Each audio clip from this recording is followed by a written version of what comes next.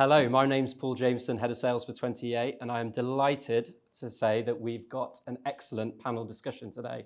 I'm just going to introduce our panel first. From left to right, we've got Chris Watkin, a man that needs no introduction, ex-estate agent, king of content, self-confessed data geek. Welcome, Chris. Welcome, Paul. Thank you. We've also got Vicky Bibris. So Vicky is Managing Director of Location, who are a fantastic award-winning estate agent based in Stoke Newington in North London. Welcome, Vicky. Thank you for having me. Thank you.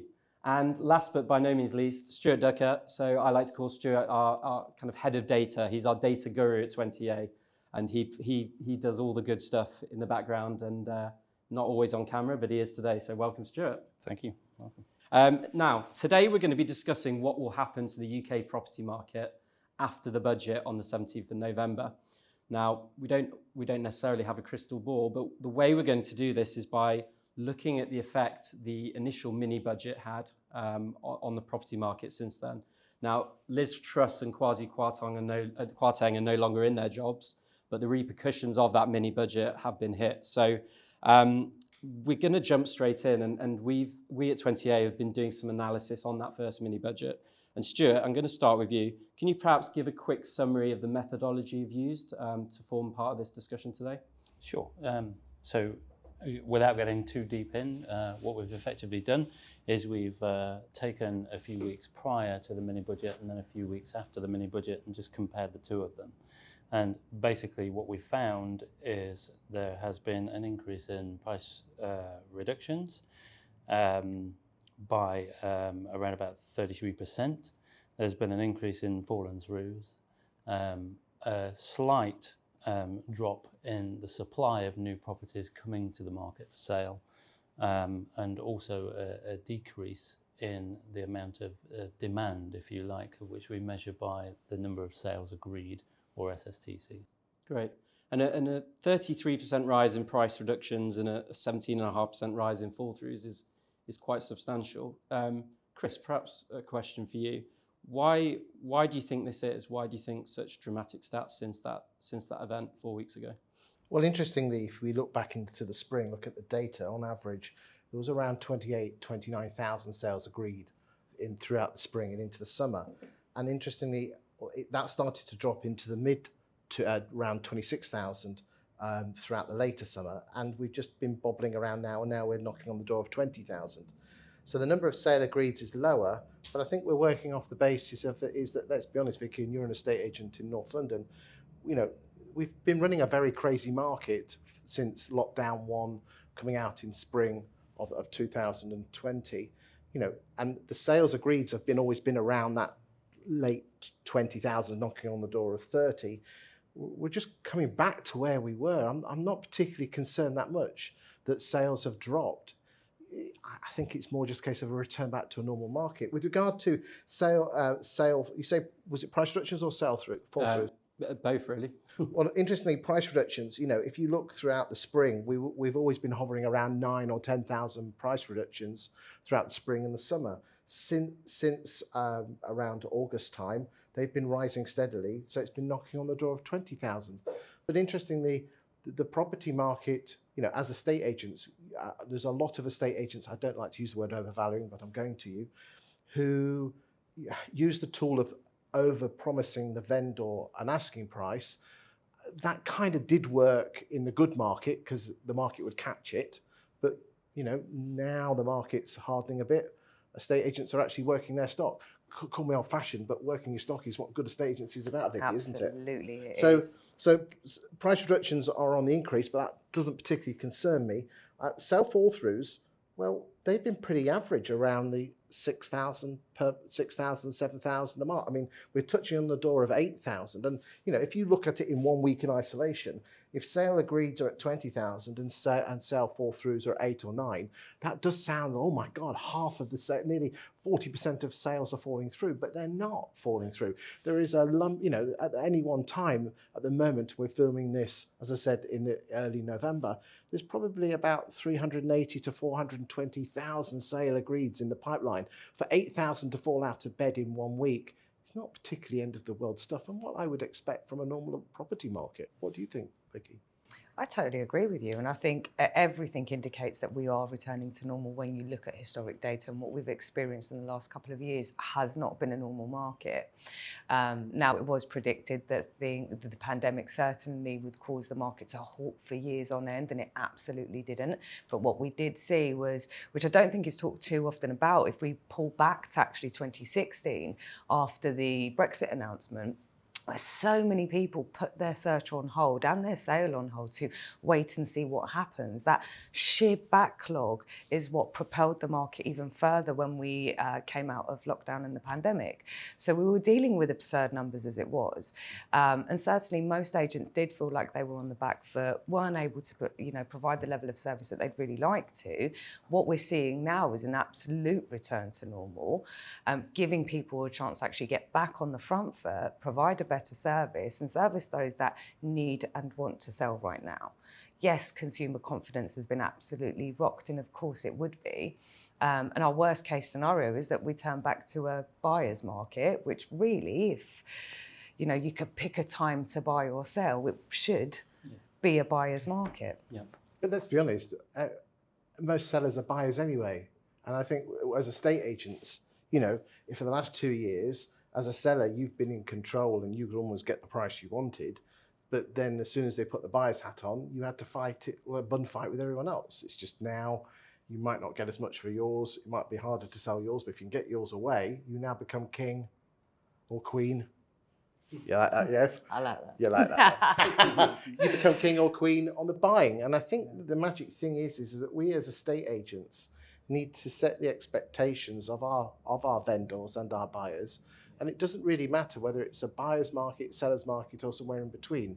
The market is the market. And I know that's a phrase that an awful lot of estate agents use, but knowing what type of market you're in and then playing to that market, because you can't control the market as an estate agent, but you can control the way you act.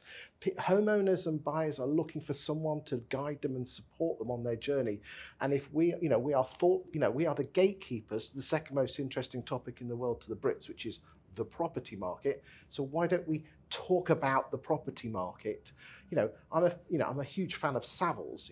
Sorry, I'm a bit of a fanboy for Savills. Savills are where they are because they talk about the property market and what's happening to the property market. You open up the Times section on Homes and Gardens or whatever it's called on a Friday, and it could be a Savills advert. Why? Because they're talking about the thing that people are interested in, which is the property market.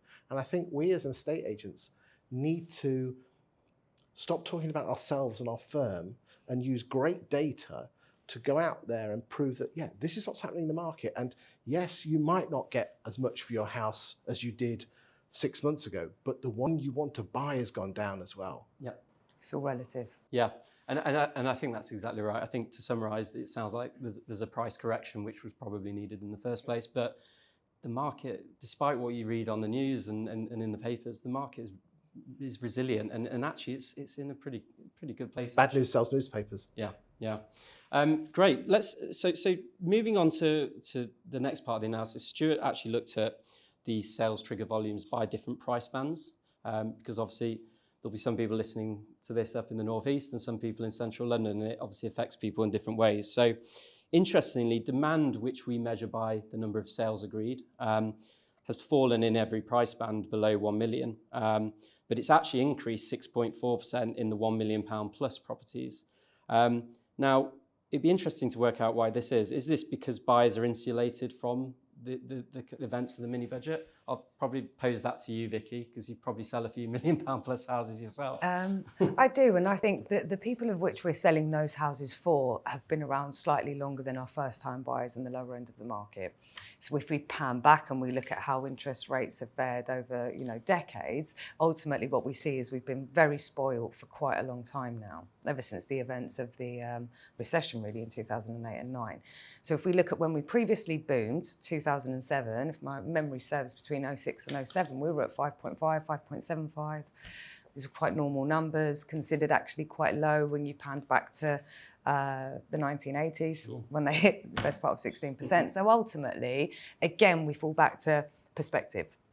those looking at $1 million plus are like, well, to be fair, they've ultimately been too low for too long, and we're returning back to normal on those levels. They're going to do nothing but increase realistically or level out, so we might as well do it now. Yep. And a lot of those have been fighting to buy homes. There's been such a shortage of good housing, good homes in that price bracket especially, that they've been fighting against so many other people for a very long time to secure it, that there's still a backlog of those buyers. So ultimately, they just want to make the move, and are more realistic about what to expect for the future of our economy and interest rates. Whereas when you look at the first-time buyer mark, a bit more hesitant, really worried and concerned, but rightly so, as to what to experience, how that affects their affordability, the cost of living crisis, how we're going to handle that. So they are definitely not as insulated as those at $1 million plus. Yeah. If I could just add, I mean, I think the key difference now is the unemployment rates, basically. I mean, they are very low, at about 3.5%, something like that. Whereas in prior recessions, you've seen them pushing north of 10%. In the early 90s, it was around 10%, wasn't it? And I think it's going to make all the difference. So even though we're seeing a reduction in demand in that low end of the market as it stands at the minute, I think that is just a correction and not necessarily a crash. Yeah. Chris? I would say that that million is for a number of reasons. Number one, there aren't that many houses outside the M25 over £1 million. Yeah. Okay, so I would say that increase of 6.4% is just the London market, and all I know is that anything within the London market within the M25 could be a completely different country to the rest of the UK. Yeah. And I think, if you actually look at the stats, the London property market has been on a little bit of a drift down in the last 2 or 3 years, especially with house prices. So are we seeing London probably just kicking up a bit, and then the rest of the UK might actually be going down for the next couple of years because it's following what London did? I mean, look at what happened in the credit crunch. London kicked back in 2009, 2010, but it took till 11, 12, even in the northeast till 13 for prices to grow up. And what I find fascinating is up until the credit crunch of 2008, everything went up and down in the UK like this. So UK did this, London did this, but the gap never did. But what really weird about London is after the credit crunch, London did this. It's like since the credit crunch, London has been a completely different market. Yeah. You look at house prices, they've gone up by nearly 50-60% more than the rest of the country since the credit crunch. London is a weird market. Yeah, and it's interesting you mentioned kind of London and the rest, because I think there is a little bit of data showing a kind of north-south divide in what you're saying. So if we look at demand again, if we group together London and perhaps the southeast, demand has fallen by about 4.5%.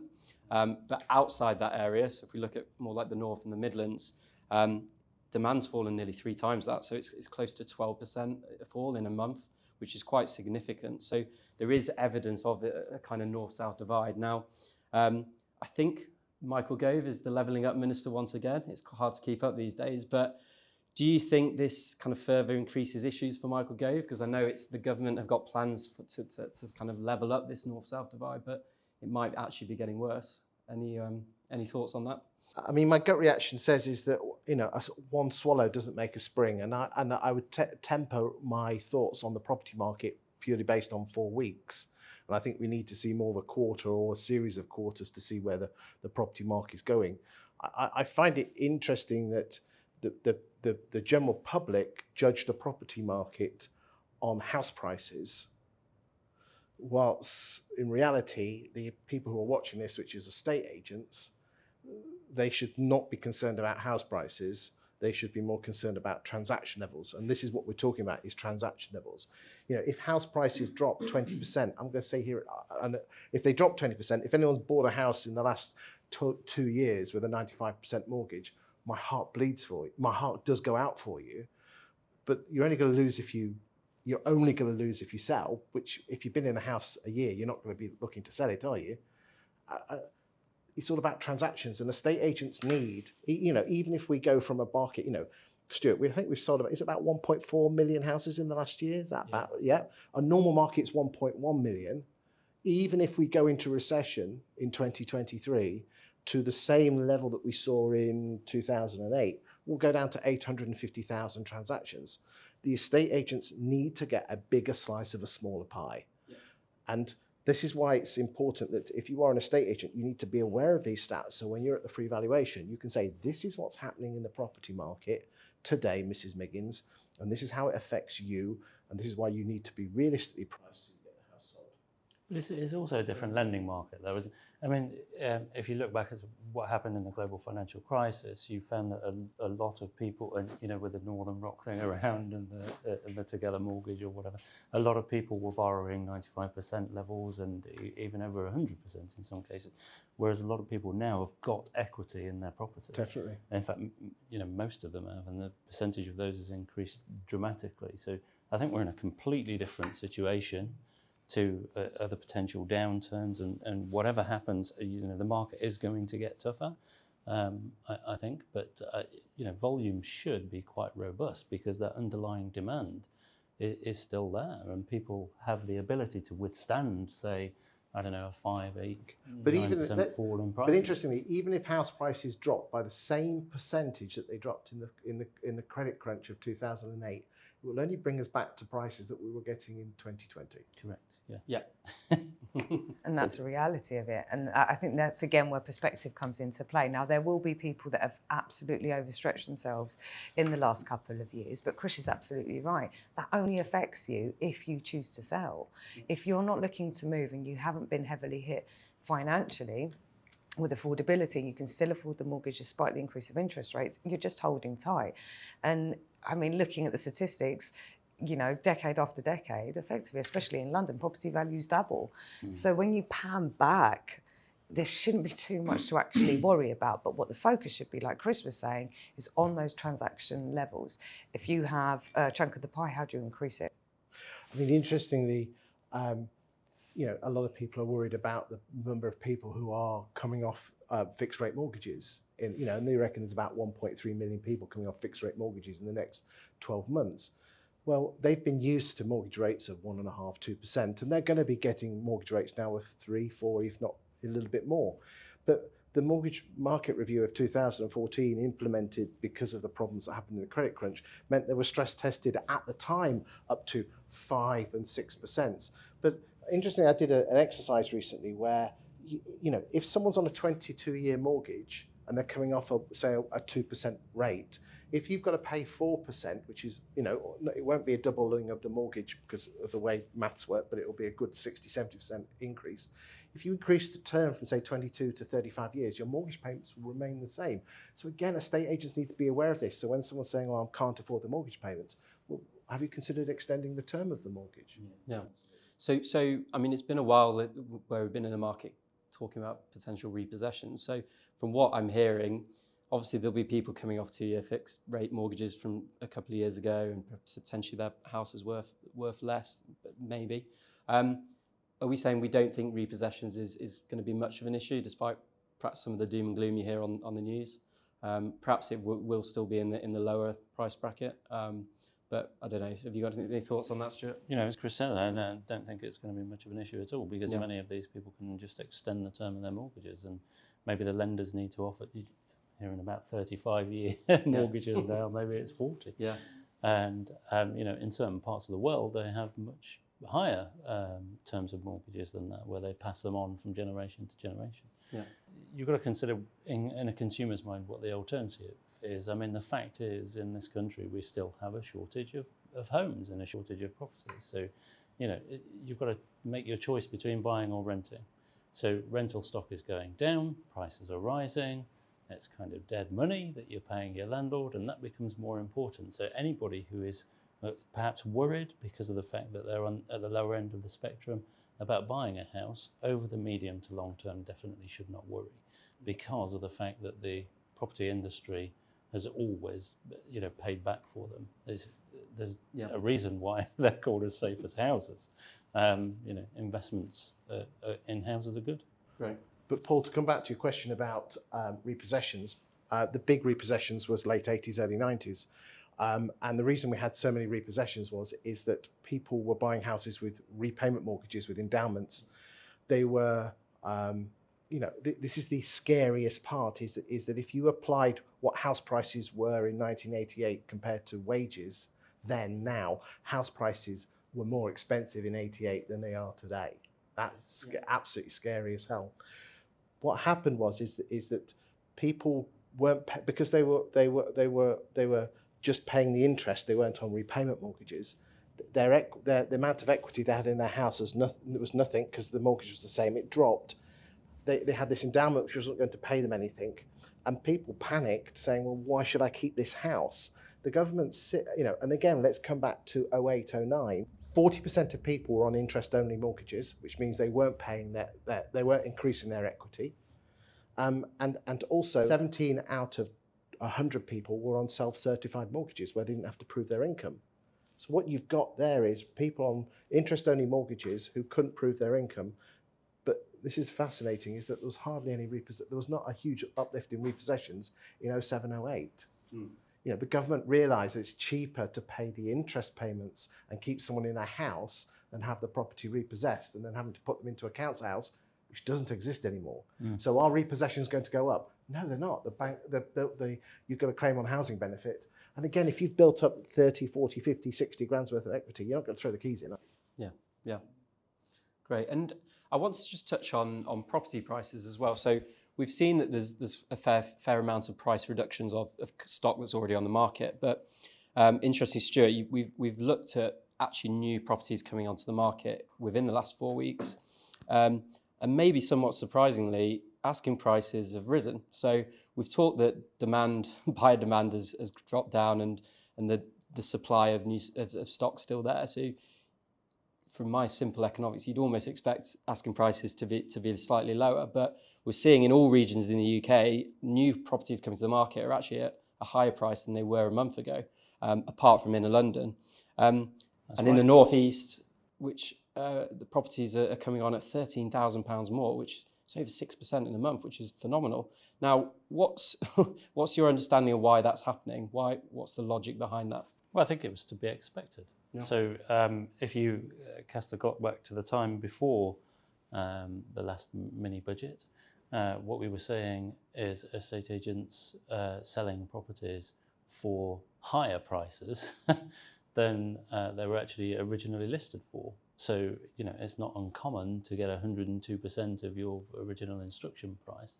So at the end of the day, it's going to take quite a while for that to correct a little bit. So I think it's not a surprise that we see a short-term rise in instruction prices, to me anyway. They will come down, I think, as vendors get more realistic about the prices that their properties can sell for, and as prices adjust. Yeah, but it's not a surprise at all. So we, in the Northeast specifically, with £200,000 properties, we've been in a situation where demand has actually been higher than supply. So, the number of sales agreed on properties is higher than the supply that's coming to the market, and that's just unsustainable. Yeah. So it has driven prices up, and the market just needs to correct over the next few months, basically. And Vicky, I know you're based more in inner London, so what are you experiencing kind of locally in your area? More of the same. I mean, some of the instructions that I've seen come on lately, I'm like, really? With other agents. And one thing that we've always tried to do is ensure that we're always pricing accurately and using the offers in excess of strategy to enable people to sort of effectively, once it gets to the bidding war, which 99% of the time in the last couple of years it was, people were, paying what they were prepared to in order to secure the property. So we were averaging out at 103.3% of marketing price. Now, looking across the board, the average for our area seems to hover around the 98% mark, which shows that actually even in a booming market, still going on for slightly more. Now, agents will continue doing that.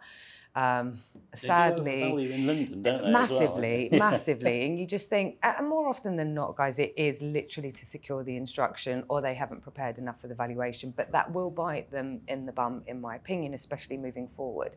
Because I think it was earlier this year, Paul, where you guys were talking about data on a recent webinar. I'm a massive fan of your data. The number of homes that were selling with a second agent was actually at the lowest ever level. I think it was hovering around 9%, 7%? It's 4 or 5%. Wow. That's really low. Yeah, it's mad. So that's insane. Now, if we assess that in comparison to what we were experiencing in 2016, my data showed in 2016 that that number was actually closer to 60%. Now, I do see that number shifting again. So we're going to go from the 4 or 5% that you guys have been assessing recently, and that number's going to start increasing drastically because that won't work anymore. Yeah. And agents will end up, or sellers, sorry, a larger proportion of sellers are going to end up selling with the second agent. Yeah. And the second agent's going to have a much better opportunity because they've already been exhausted online at a much higher level than they should have been. Yeah. And prices will continue to come down. I think that's the shift we're going to see. Yeah. Great. And Chris? Certainly overvaluing has one part, but I actually think the stats tell another story. And I believe, just to give you an idea, in outer London, the average asking price of a property coming on the market in January was 526,000, and today it's 583,000. And in London, the average price coming on the market in January was 387, and today it's 451. And I believe this, looking at the stats that 20EA put on and anecdotal evidence in the market, is this. There's more larger houses coming on the market this year because of people downsizing, people who have lived, the people where their kids flew their nest, they're in their 70s, their 60s and 70s, and the bills that have hit them, they think we need to sell. Because what is absolutely fascinating is what happens with, and again, I think estate agents need to realise this, is that since lockdown 50% of the sales that have taken place, the homeowners have only been in their house 6 years and 4 months or less. So when you actually drill down even more, what you tend to find is this. The people who buy the starter homes tend to move every 4 or 5 years. So they move in their 30s and 40s, but as soon as they hit their 50s or late 40s, they tend to stay in their house for 25 years. So what you end up having is like a two-speed property market with the and if you were a smart estate agent, you would focus your attention on the starter market because they're the ones that tend to churn every 3 or 4 years. But we've got these big lump of people who've been in their houses, who are in their 70s, possibly early 80s, who've been in their houses for 25, 30 years. And we all know damn well we have parents and grandparents that we would love to, come on, mum, time for you to move. But now they're gas built because they've got big houses, they've got their fixed incomes. You've got gas bills where it costs an average $4,500 to heat a house of that size, and it was really only 2. They've got fixed incomes. I think what we've got is, I don't know if you're noticing this, but anecdotally, and this figure suggests this nationally, more bigger houses are coming onto the market, which is the reason why a lot of that isn't, because overvaluing was around in 21, wasn't it? Oh, yeah, of course. Overvaluing was around in always been 2020. around. It's always been around. That growth in asking price, more bigger houses are coming on the market. And I think the clever estate agents are the ones that are focusing. Why don't you go and focus on the bigger stuff and say, are you in your 70s, 80s, worried about bills? We'll find you a lovely family to move to your home. But then the other school of thought is they're then worried what they're going to buy. So again, great estate agents go and find them their house. And they use data, and there's other sources out there of data you can use to find those properties and move them into. Hey, we've got to start being like estate agents and not just like order takers where let's whack it on Rightmove and it'll sell. We have to be move makers, not just order taker sellers. Yeah, agree. Right, thanks everybody. I think we've had a really good discussion on the effects of the mini budget from a few weeks ago. Let's move on to the budget of the 17th of November. Now, what initiatives would you like to see from the government and the Prime Minister? I think it's probably likely interest rates are going to rise and taxes are going to rise and public spending is going to have to reduce. But from your perspective, what would you like to see in terms of the government, and what do you expect to see? In my opinion, I think more needs to be done to support the rental sector. I think we're dealing with an absolute rental crisis that's just not being given the attention that it needs to. From the data that I've been assessing, I can see that in Hackney, we're down 55% in terms of available rental stock. A few concerns that I have is around the loosely governed Airbnb 90-day rule. So many landlords that we're speaking to, and they are taking a decent chunk away from the residential market in terms of rental stock available, who are just completely ignoring the 90-day rule and taking a huge chunk of housing outside of our market. So if we're down as a borough on the same year, 55%, and all 32 boroughs in London have been affected. And from what I'm seeing, that's been reflected up and down the country. Something needs to be done. There's been such a lack of support, and in fact, it's gone in the other way, in the other direction for landlords, that they've had such a hard time that they've bailed from the market, which has actually only resulted in affecting the residents themselves.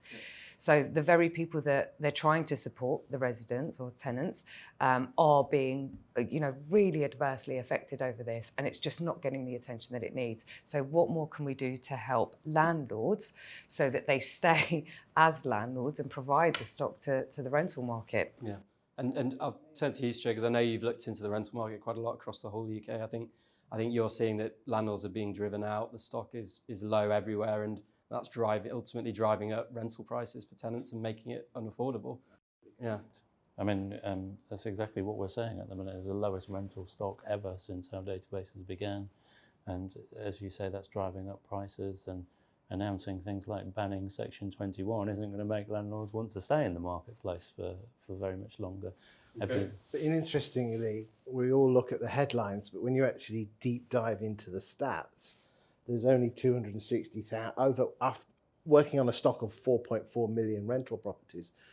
And I say only, there's 260,000 less, so which is a reduction of around 6%, not 44. What we're finding is this: tenants aren't rents going up, so tenants aren't moving out because they know damn well that the thing that they're spending £1,000 is going to be £1,200. So they think, I'll stay where I am and I won't move. But if everyone's thinking that, then the lack of supply, the price goes up, and the more as the price goes up, people bunker down even more. I mean, interesting, if you look at the stats of stamp duty and what buy-to-let landlords have to buy-to-let landlords are buying houses just as much as they were in the previous years. What's been happening is more people have been selling. There's always the net growth of buy-to-let has been quite nice over the years, from 2000 all the way up to around 2017. You always have people leaving the market, more people coming in. What we've got is the same number of people coming in, but more people selling up. Yeah. And the net effect is that we've had that reduction of 260,000 rental properties, and people are not moving, because what you'll find is this: landlords with existing tenants are not very good at rising the rents in line with the market, because they want to protect their landlords. So in reality, I think landlords have actually made a rod for their own back by not rising the rents of their properties. Isn't that the old adage? If you're a landlord, you find a tenant and don't find a good tenant and don't increase the rent, basically.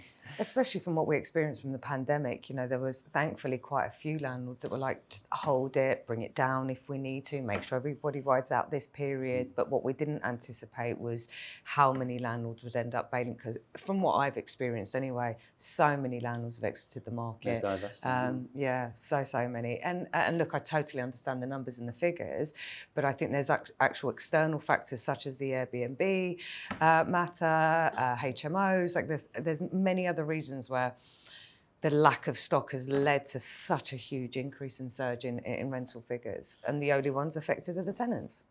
But interestingly, up until 2 years ago, rents, if you compare rents from 2008 up until 2 years ago, they were below inflation. They're probably just catching up now.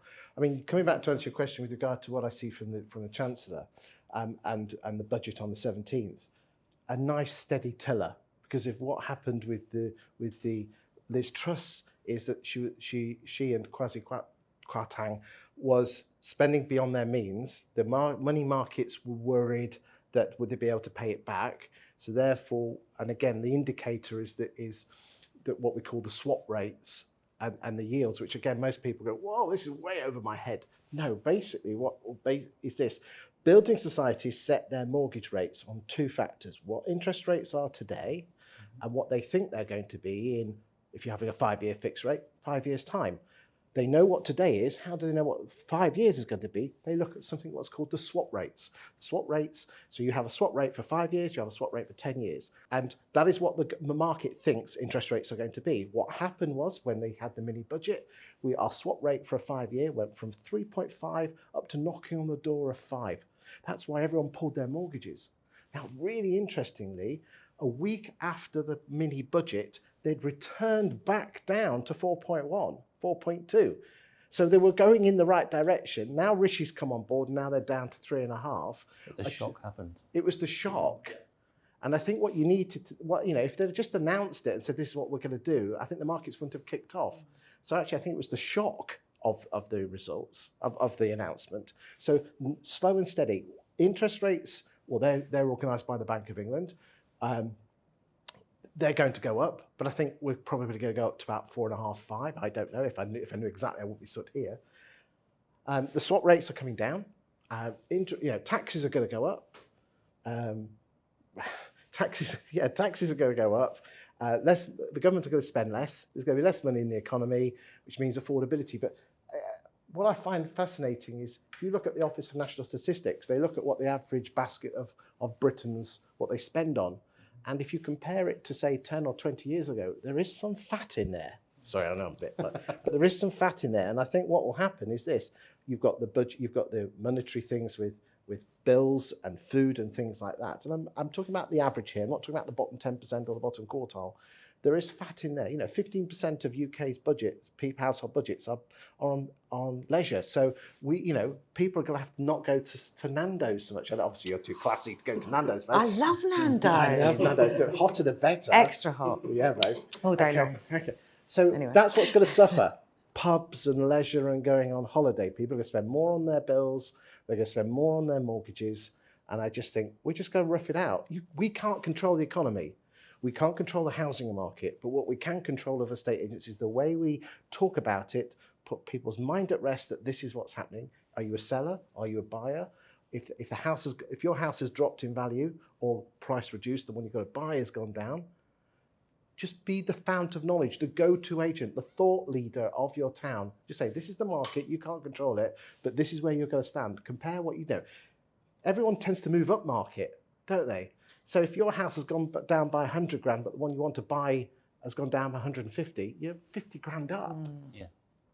But we as estate agents, all we worry about is listings. Get the listings. Oh, they're not going to put the house on the market. Be a thought leader and you'll win. And we need to ask better questions. I think agents need to stop talking at people and actually start asking better questions to understand why somebody would want to move in the first place. Sure. So what's the motivation for your move? Like, why do you want to move in the first place? Or I need more space. Well, ultimately, you're still going to need more space in the future, but what do you think the likelihood is of you paying less for that home or more, and interest rates being higher or lower at the time that you want to? Mm-hmm. Do you want to throw that money away on rent and pay your landlord's mortgage, or do you want to pay your own? Like, ultimately, questions and understanding their motivation and really being able to give them a bit of perspective, advise them accurately, and let them make their own decisions. But if you're not going to do that, you're just going to talk at people, it's going to be quite challenging. Great. Well, on that note, I think let's end the discussion. I think there's been some really, really good practical advice. There's probably estate agents who are listening to this who perhaps business owners fairly recently and haven't gone through this kind of market. So I think in summary, speak to agents that have been through it, do the good old fashioned things right, ask the right questions, and I think everyone will be fine, hopefully. And also get data. I mean, other suppliers of data out there, but obviously we're here with 20EA, and I know we're not being paid to say this, but both of us are your biggest fans. We're fanboy and fangirl of you guys.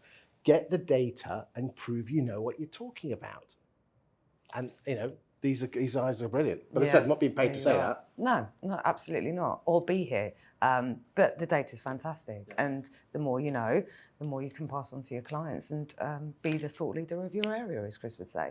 Brilliant. Well, Chris, Vicky, Stuart, thank you very much. It's been a great discussion. Thank you. Thank you.